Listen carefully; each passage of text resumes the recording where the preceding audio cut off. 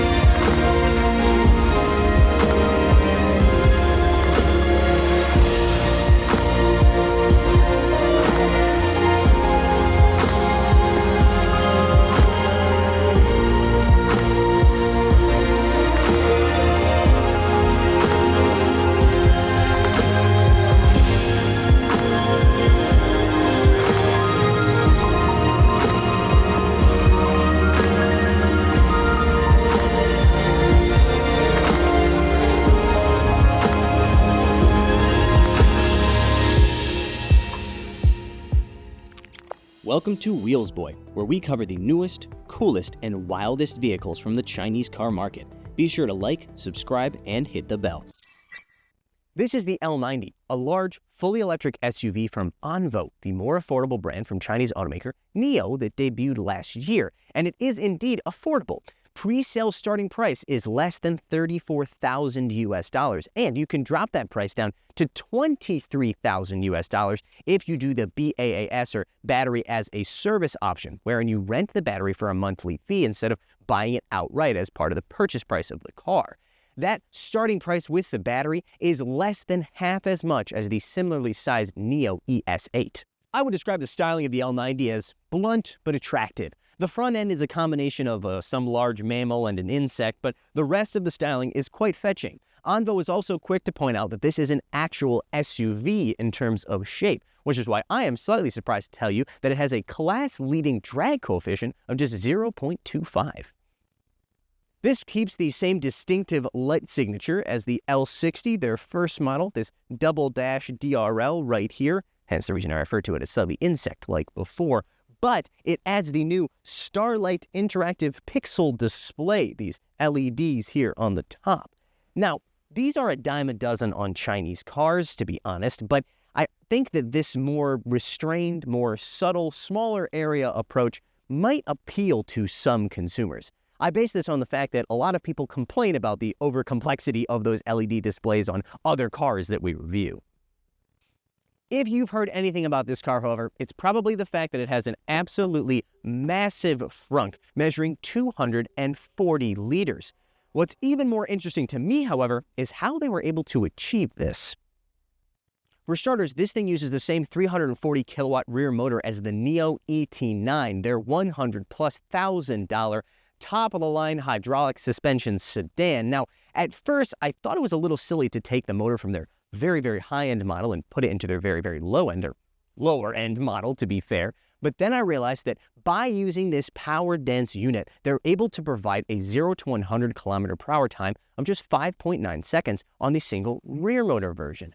Then, by adding a small 100 kilowatt, measuring only 372 millimeters motor to the front end, they're able to provide a 0 to 100 kilometer per hour time of 4.7 seconds for the dual motor, all while still retaining a ton of space because they don't need to use a larger front power unit. This is also due in part to the 900-volt electrical architecture on this car, which allows them to shrink the amount of wiring and make components for the architecture smaller, allowing them to have more space for, well, everything else. It also has a motor cooling module that's been tilted 30.5 degrees, that optimized airflow so it only needs one air intake instead of two air intakes, and they've even relocated the 4D millimeter wave radar unit. Also, they can give you this gigantic FRUNK. I do still wish that they had included a power outlet in here somewhere, though. In addition to the more subtle LED treatment up here, you've also got pretty subtle titanium satin finish trim on the exterior, including on the wheels. I quite like it. I like a blacked out car, but it's a little boring these days, a little common. And even my American self has to admit this is more modern, more subtle and restrained than a full-on chrome bling.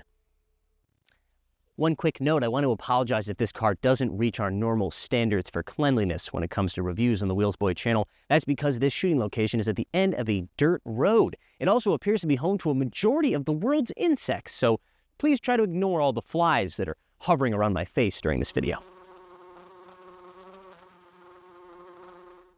Around the back, we have another Starlight Pixel display, this time rendered in super red LED. The rear cargo space, 324 liters behind the third row, but there's an extra 106 liters of space underneath in this very large storage area.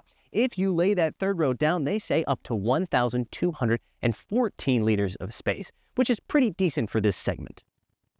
This car is priced and positioned as a more affordable model, but it doesn't feel low rent in here by any means. This particular spec has real Napa leather. It's also got real wood trim and this nice charcoal finish, and it's got an Alcantara or ultra suede headliner so soft I'd like to skin it and turn it into a blanket. The interior is built around this 17.2-inch 3K display running the Sky OS. That's the Sky operating system. This is the same one we've seen in the Neo ET9 as well as in the Onvo L90, the smaller SUV from Onvo. It's very good. I wouldn't say it's quite as snappy as some of the fastest systems, but the menu logic, the displays, the design, it's very pleasing to the eye and to the touch.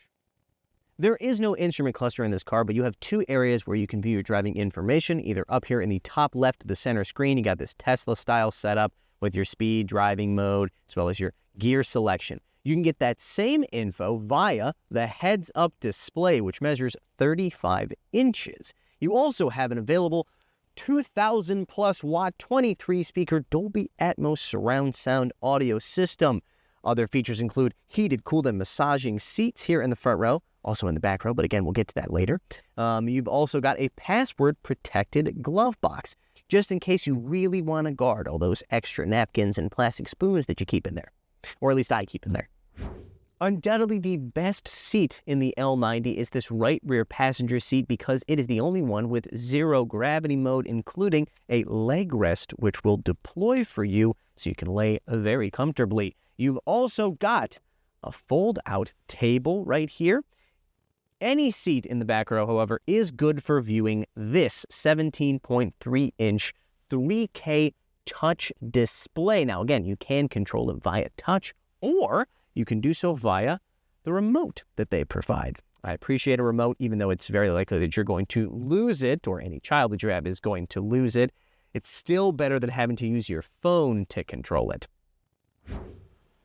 Pro tip, if you're going to get a car with zero gravity mode, do not get a white interior. The next stop on Wheels Boy's EV tour is our most beautiful driving route yet, because we are going to China's Sichuan province, including the amazing cities of Chengdu and Chongqing. Yes, there will be pandas, and for those of you with a real sense of adventure, we're offering you the opportunity to extend your journey all the way to Lhasa in Tibet. This event begins in mid-August, so reach out ASAP to tour@wheelsboy.cn to learn more. You also have an 8-inch lower display, which you can use to control things like your air conditioning, as well as all of your seating functions and adjust your seats, go into that zero gravity mode, for example. You've also got this button right here, which allows you to control and open your heated and cooled storage area. So this can go for anywhere from 0 all the way up to 50 degrees Celsius. All the way over here on the menu, you get to your media, which includes videos and movies. Now, theoretically, you could do something like connect two different pairs of Bluetooth headphones, one to the upper screen, one to the lower screen, so you can watch two different medias at the same time. Of course, be prepared for some serious complaints from whatever second-class citizen has to watch this 8-inch lower screen while somebody else gets to watch that 17.3-inch upper screen. Below this screen are 3 USB Type-C ports. The one on the left and the far right, those are charging ports, and this middle one is a data connector, so you could theoretically connect a gaming system. That does mean you could theoretically, again, play split screen with somebody playing on this screen and somebody playing on that screen. The L90 has a 3.11 meter wheelbase, so you have a pretty good amount of leg room, with the second row adjusted for tons of leg room for that passenger right there, as well as about a fist of space above my head. I am 5.9 inches or 1.75 meters in height. Third row passengers also enjoy their own USB Type-C charging port, as well as adjustable rake up to 38 degrees, assuming there's nothing behind you, of course, and heated seats.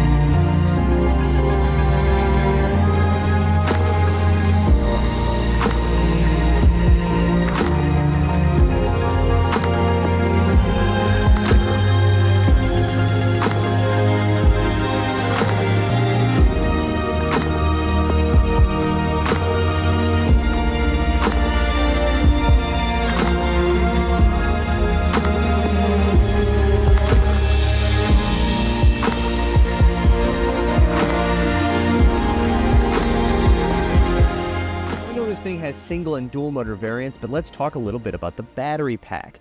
The only one we know about now is an 85 kilowatt hour pack with a CLTC range of 605 kilometers for the single rear motor and 570 kilometers for the dual motor. Now, they haven't been specific about chemistry or battery provider, but assuming it's the exact same pack as the one that's in the smaller L60 from Onvo, it is going to be an NMC chemistry from CALB. Of course, this being a product from NIO, it does also have battery swapping capabilities. You can do that at any of NIO's Gen 4 swapping stations or their modified Gen 3 swapping stations. The L90 has an adjustable air suspension with double wishbone front and 5-link rear, but that's not the trick part. The trick part is the fact that this thing, just like the NIO ET9 that we reviewed before, has access to NIO's 4D smart suspension system. What that means is that NIOs around the country are memorizing bumps and imperfections in the road all the time. Once it goes over something 4 times, it memorizes it. So we're talking about everything from expansion joints on a bridge, like the one I just went over, to cracks in the pavement, to speed bumps. By memorizing them, it allows the suspension to know in advance when and where to adjust itself to hopefully minimize discomfort for passengers and the driver. The L90 has a more fundamental advantage over some of its rivals, however, and that's weight. At 2,250 to 2,360 kilograms, it's not a lightweight vehicle by any means, but it is hundreds of kilograms lighter than its competition. Not only does that increase efficiency, but it also should improve driving dynamics, and indeed, this thing feels surprisingly athletic on these mountain roads. There are distinct personalities between the driving modes, the softest being the one that's designed specifically for rear passenger comfort. I would avoid corners at all costs when it's in that mode. But when you put it into sport mode like this, it firms up the suspension and lowers body roll. It also increases sensitivity of the accelerator pedal, and it firms up the steering wheel, makes it feel a little bit more direct. Still not very communicative, quite numb, but you can more confidently put it into a corner knowing that it's not going to wallow over on itself. It's a bit like a big guy that really feels like he can hustle.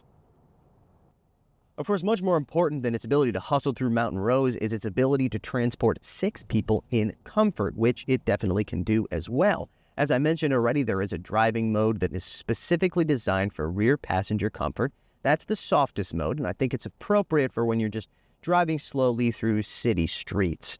The suspension has got good control of vibration. It's not too wallowy if you don't go too fast, and everyone in the car is going to be pretty happy with that. It's also very quiet in here. They claim that they've got NVH levels comparable to that of a Mercedes-Benz Maybach GLS 480 and a BMW X7. That's because they've got acoustic dual-pane glass on every bit of glass in here except the tailgate. The Onvo L90 is going to come standard with a suite of driver assistance features, including safety features like automatic emergency braking, as well as higher-level features such as city and highway NOA or navigation on autopilot. However, due to the nature of our driving route today, mountain roads, I haven't been able to use it, so I'll refrain from commenting on the quality of the system for now. As a car reviewer, I have to admit that my favorite kind of car to review is one that's packed with crazy features, or you could call them gimmicks if we're being honest. Things like gigantic screens or zero-gravity seats in every single row. The L90 does not deliver in that respect. What it does, however, is deliver a very solid experience in pretty much every single way.